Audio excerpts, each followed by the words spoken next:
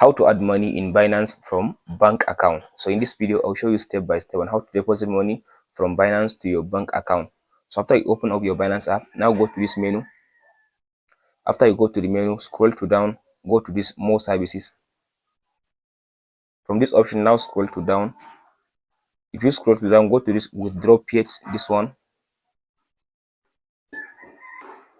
So from this option now, it is on deposit. Now tap on this deposit button.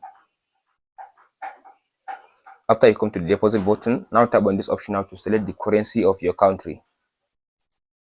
So after you tap on this option now, there is different currency. Go and select the currency of your country if it is available. After you select the currency of your country, let's say like this one.